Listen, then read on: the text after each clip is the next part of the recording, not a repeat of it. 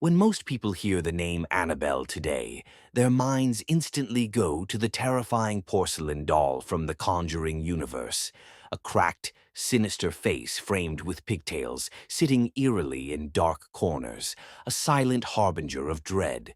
But the story of Annabelle doesn't begin with cinema or demons. In fact, it starts with something much softer, more innocent, and even tragic. A simple cloth doll named Raggedy Ann, born from the grief of a father and the innocence of his daughter. The birth of Raggedy Ann. The tale begins with Johnny Gruelle, an American illustrator, cartoonist, and writer who lived in the early 20th century. Johnny's daughter, Marcella Gruelle, was a lively and imaginative little girl who often inspired her father's creative spirit. Family accounts describe her as bright, curious, and fond of play, the kind of child who could breathe life into even the simplest toys. According to popular lore, one day Marcella discovered an old, faceless rag doll in the family attic.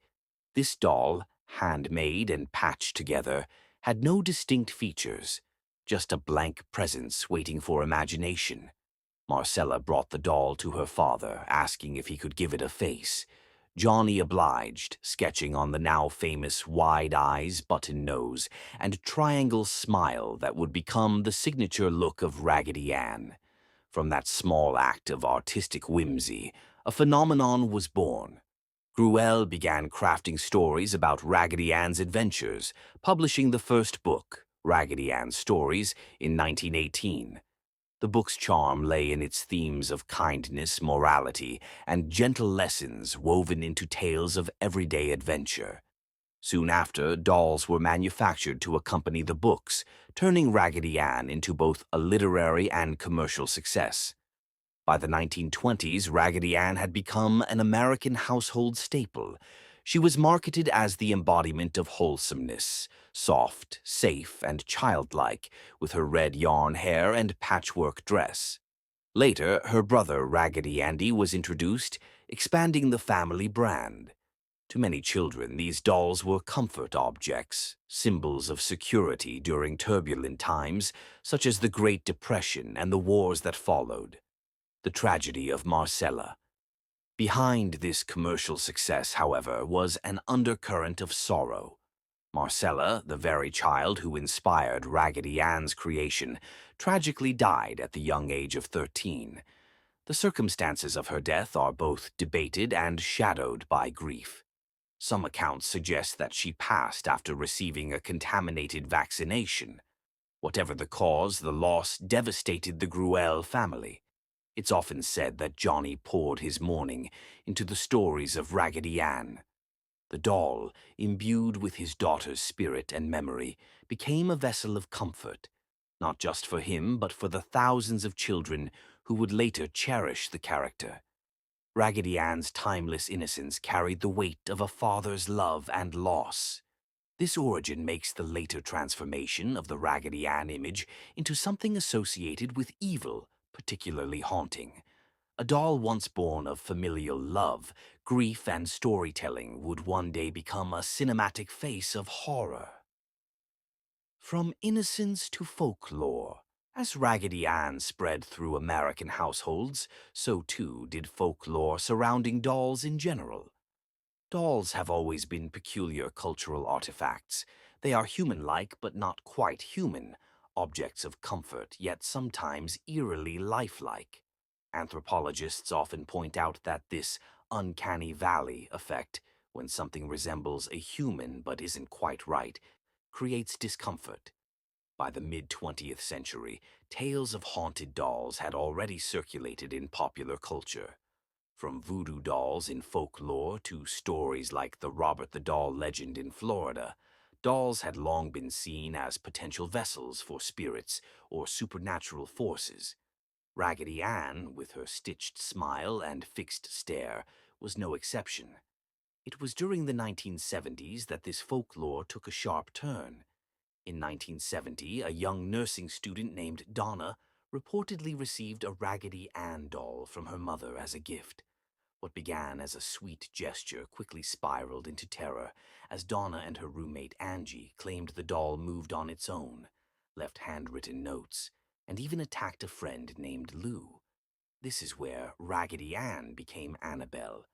The transformation into Annabelle Ed and Lorraine Warren, self-styled demonologists and paranormal investigators, entered the story when Donna and Angie sought their help. According to the Warrens, the Raggedy Ann doll was not haunted by the spirit of a little girl, as the owners initially believed, but rather was being manipulated by a demonic entity seeking to gain their trust. The Warrens claimed the spirit's ultimate goal was to possess a human host, using the doll as a conduit. After a series of investigations and blessings, the Warrens took the doll with them, placing it in a specially built glass case in their occult museum in Monroe, Connecticut. A sign on the case warns visitors, "Positively do not open." This is the moment the doll crossed from folklore into modern horror legend. Raggedy Ann, once synonymous with children's comfort, was now associated with demonic possession and paranormal fear. Pop culture. Reimagining. Fast forward to 2013, when filmmaker James Wan introduced The Conjuring. The opening scenes feature the story of Annabelle, loosely inspired by the Warrens case. However, for the sake of visual impact, Wan chose not to depict the doll as a Raggedy Ann. There were two reasons for this change: copyright and licensing. The Raggedy Ann design was owned and legally protected, making it risky to feature without permission. Aesthetic horror appeal. A soft cloth doll, while creepy in context, doesn't instantly evoke terror on screen. A cracked porcelain face with hollow eyes and exaggerated features, on the other hand, visually screams horror. Thus, Annabelle's film incarnation became a grotesque porcelain doll, far removed from the smiling ragcloth original. This version quickly became an icon in its own right, appearing in spin-off films: Annabelle, Annabelle, Creation, Annabelle Comes Home, and cementing her place in horror pop culture. The symbolic shift. The journey from Raggedy Ann to Annabelle represents more than just a change in appearance.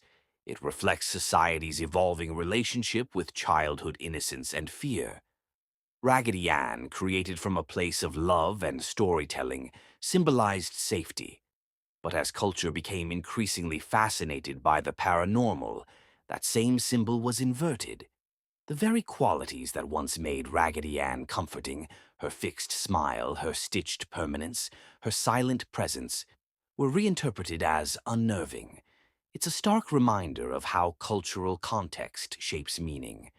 What one generation holds as a symbol of comfort, another can reinterpret as an object of dread. The transformation of Raggedy Ann into Annabelle shows how stories evolve, sometimes in ways that completely contradict their original intent. Conclusion: the origins and transformation of Annabelle are rooted in both tragedy and creativity.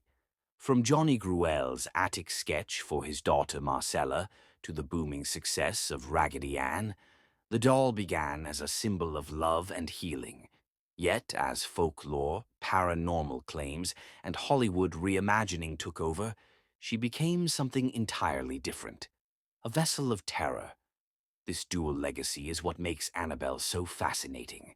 She's not just a horror icon, but also a cultural artifact with layers of meaning: innocence and loss on one hand, fear and superstition on the other. In many ways, that contrast is exactly why the Annabelle story endures.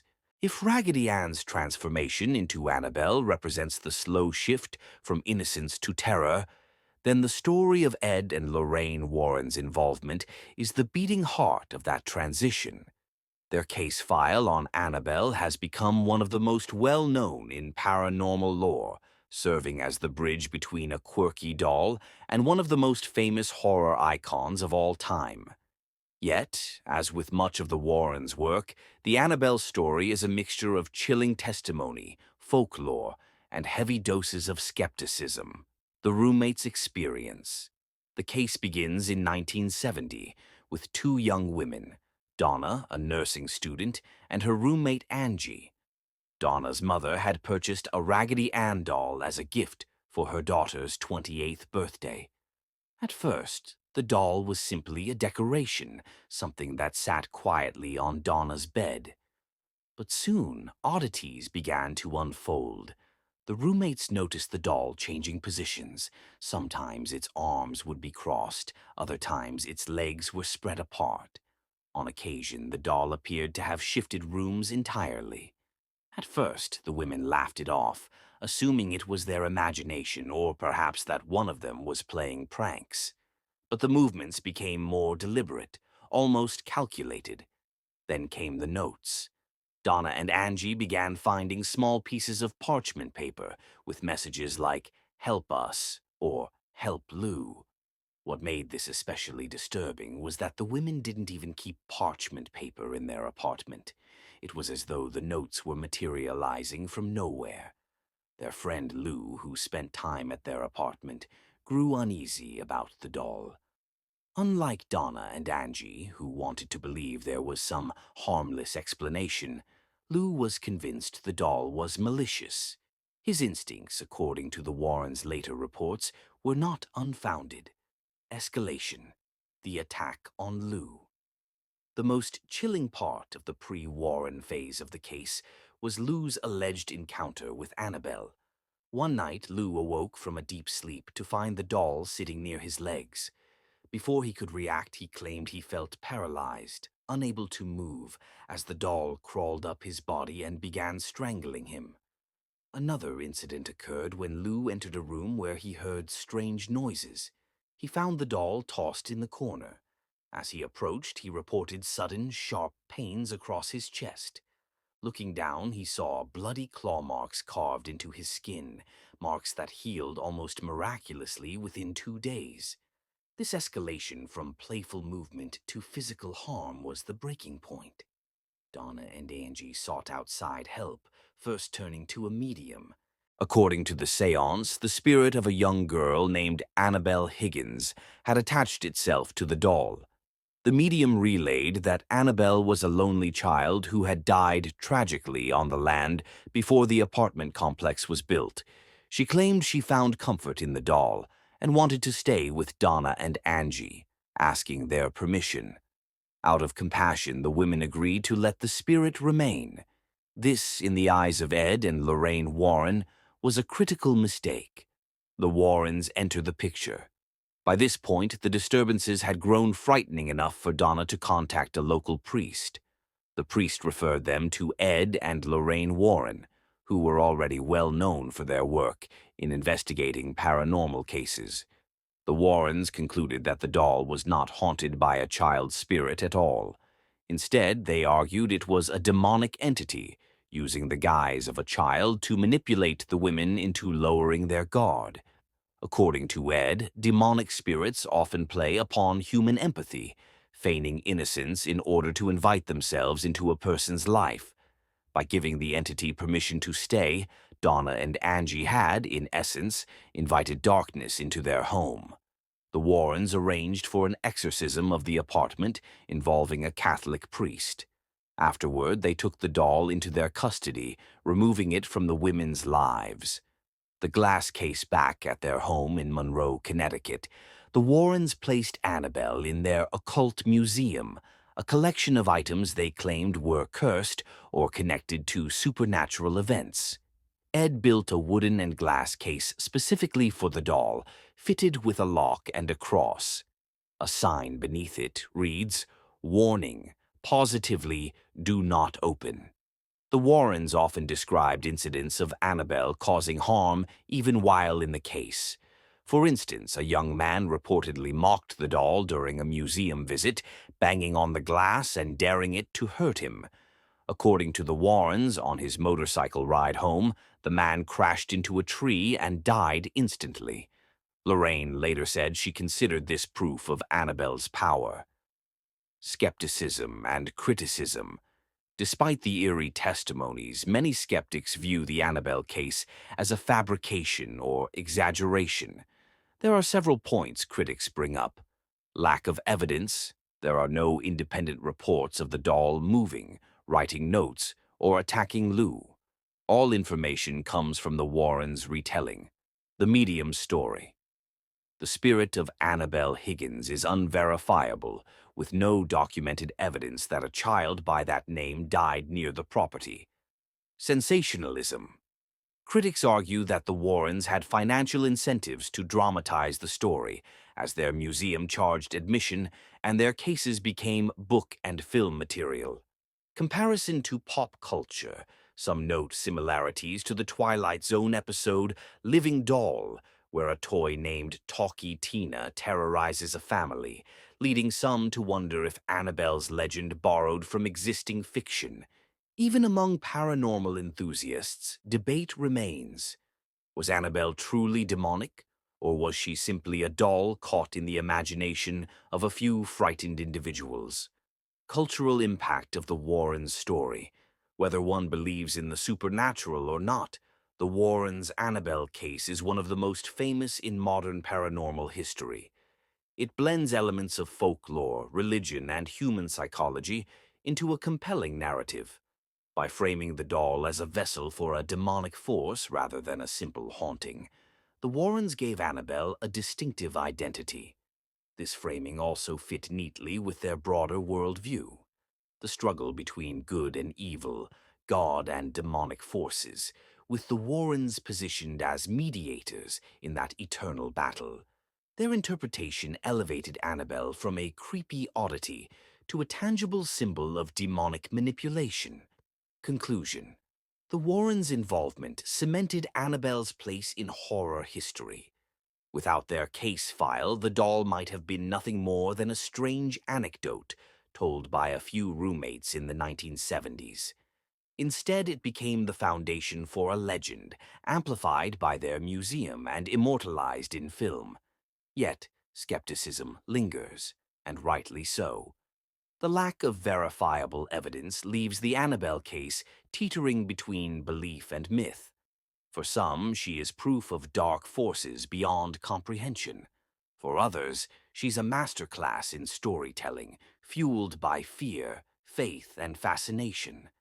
Either way, the Warrens' case ensured that Annabelle would never again be seen as just a rag doll.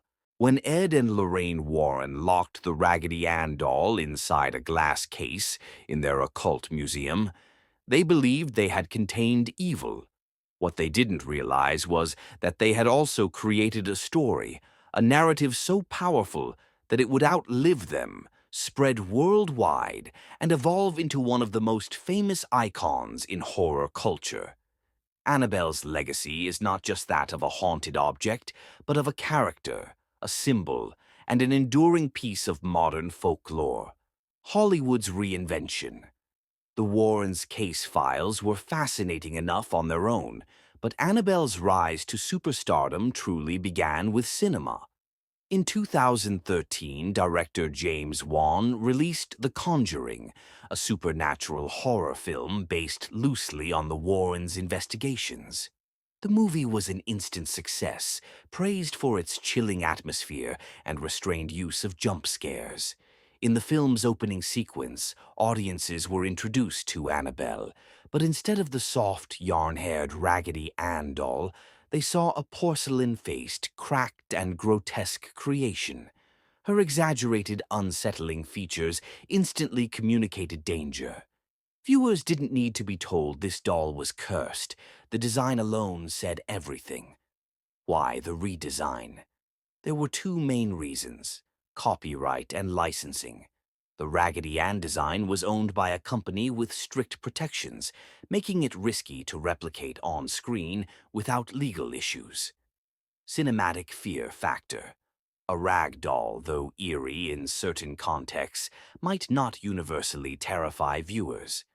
A porcelain doll with glassy eyes and a sinister grin, however, taps directly into primal fears.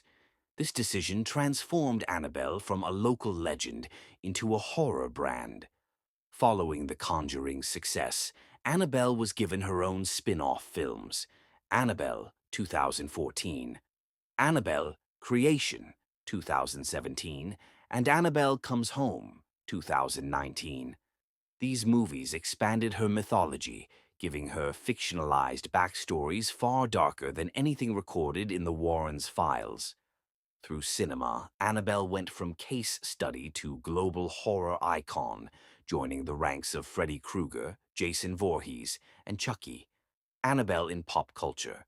Once the films took off, Annabelle began appearing everywhere. Halloween costumes, collectible dolls, memes, and internet challenges. She became a shorthand for haunted doll in pop culture, even overshadowing the real-life Raggedy Ann locked in Connecticut. Her story also fueled renewed interest in haunted objects. Countless YouTube videos, TikToks, and podcasts dissected Annabelle's lore, blurring the line between fact and fiction. Paranormal conventions began featuring Annabelle as a main attraction, with the real doll occasionally making appearances under heavy security. What makes Annabelle so effective as a cultural figure is her duality. On one hand, she is real, a doll that exists, linked to famous paranormal investigators. On the other, she is entirely fictionalized, a cinematic monster with powers far beyond anything in the Warren files. This mix keeps her both believable and larger than life. After the Warrens, Ed Warren passed away in 2006, and Lorraine followed in 2019. After their deaths, the fate of the occult museum became uncertain. By 2019, the museum closed due to zoning violations, leaving Annabelle's official resting place somewhat in limbo. But Annabelle refused to stay in the shadows. In 2020, rumors spread on social media that Annabelle had escaped from her glass case. The story went viral on Twitter, with users joking that 2020 was already cursed enough without a haunted doll on the loose. Lorraine Warren's son-in-law later reassured the public that Annabelle hadn't gone anywhere. Still, the meme demonstrated how firmly Annabelle had cemented herself in the public imagination. The doll has also continued making appearances at paranormal conventions and special events. These tours, however, have sparked controversy. Some accuse handlers of exploiting fear for profit, while others argue that moving Annabelle out of her case is reckless. One particularly grim story involves Dan Rivera, a handler who worked with Annabelle during public tours. Rivera later died under tragic circumstances, fueling speculation that the doll's curse had followed him. Though skeptics dismiss this as coincidence, believers cite it as proof of Annabelle's enduring power. Adding another layer of complexity, the Warren legacy has been the subject of family disputes. Some relatives claim Annabelle and other artifacts are being mishandled or commercialized purely for profit. Others argue that continuing to showcase Annabelle keeps the Warrens' mission alive, spreading awareness about the dangers of the demonic. In recent years, the Warrens' home and museum were purchased by comedians Matt Rife and Elton Casti, known for their interest in paranormal entertainment. This unusual twist, comedians owning the most infamous haunted doll, has fueled even more debate. Is Annabelle's story now a serious legacy, or has it become a spectacle for laughs and ticket sales? Why Annabelle endures. The key to Annabelle's lasting legacy lies in human psychology. People are drawn to stories that blur the line between the explainable and the supernatural. Annabelle's story speaks to a deep, primal fear. The idea that something meant to comfort, a doll, a childhood toy, could become a vessel of harm. Her appeal also comes from her layered history. She is real, a Raggedy Ann doll linked to well-documented paranormal investigators. She is mythical, expanded by films into a cinematic demon. She is symbolic, representing the loss of control, innocence turned to dread. Unlike fictional monsters, Annabelle's claim to reality gives her story more weight. Even skeptics admit the tale is fascinating, precisely because it sits at the crossroads of fact and fiction.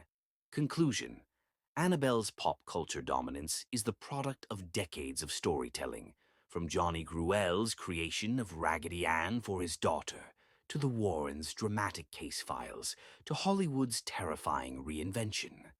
Along the way, she has shifted from symbol of innocence to object of folklore, to global icon of horror.